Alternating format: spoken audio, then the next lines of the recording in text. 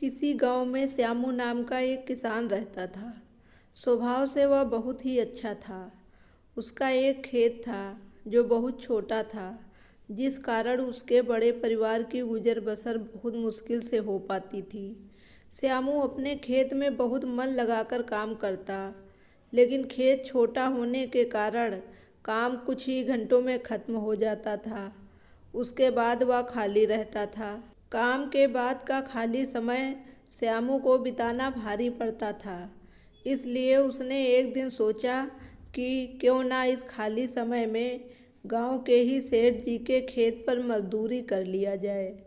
इससे खाली समय भी कट जाएगा और घर में पैसे की कमी भी दूर हो जाएगी। गांव के सेठ जी बड़े भले इंसान थे। श्यामू जब उनसे काम मांगने गया तो सेठ जी ने कहा, तुम्हें मेरे खेत पर मजदूरी करने की कोई ज़रूरत नहीं है। आज से मैं पूरे खेत की जिम्मेदारी तुमको देता हूँ। जो भी फसल होगी आधा मुझे दे देना और आधा तुम ले जाना।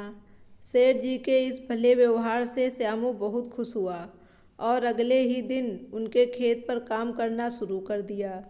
वह प्रतिदिन सुबह सबसे पहले अपने खेत का काम खत्म करता और फिर सेठ जी के खेत में काम करने चला जाता था। एक दिन दोपहर को जब श्यामू सेठ जी के खेत में हल चला रहा था, उसी वक्त उसका पैर किसी सख्त चीज से टकराया। जब उसने मिट्टी हटाकर देखा तो वहाँ पर मिट्टी से बना एक छोटा मटका था, जिसके ऊपर लाल कपड़ा बंधा हुआ था। श्यामू पहले तो थोड़ा डर गया, लेकिन फिर भी उसने थोड़ा साहस करते हुए मटके पर बंधा कपड़ा हटाया। जैसे ही उसने मटके के अंदर देखा, उसके आश्चर्य का ठिकाना ना रहा। उसमें सोने के कई आभूषण थे। श्यामू को अब समझ ही नहीं आ रहा था कि वह इन कीमती आभूषणों का क्या करे। एक ओर वो सोचता, इसे किसी सुनार को बेचकर अपने घर के पैसों की कमी हमेशा के लिए खत्म कर देता हूँ। वहीं दूसरे ही पल सोचता है कि ये ज़मीन सेठ जी की है, ये इन्हें ही सौंपना उचित होगा। काफ़ी देर तक उलझन में पड़े रहने के बाद वह अंत में सेठ जी के घर ही गया।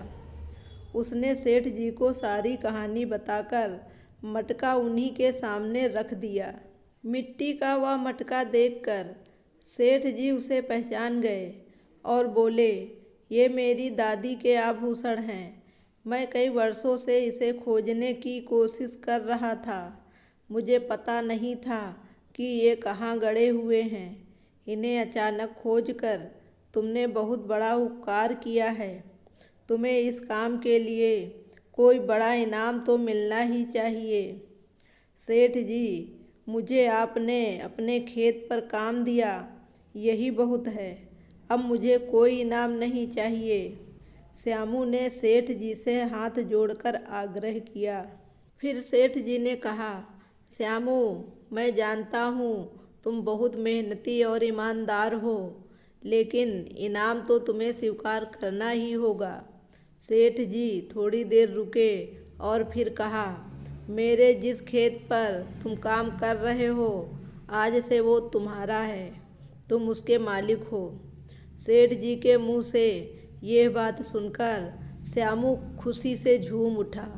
उसकी आंखों में खुशी के आंसू थे। वह मन ही मन सोच रहा था कि यदि वह लालच में पड़कर अपनी ईमानदारी को भूल जाता तो उसे इतना बड़ा इनाम नहीं मिलता। दोस्तों, ये कहानी आपको कैसी लगी? उम्मीद करती हूँ कहानी पसंद आई होगी। अगर कहानी पसंद आई हो तो प्लीज़ लाइक करिए और मेरे चैनल को सब्सक्राइब करना बिल्कुल ना भूलें। Thank you very much.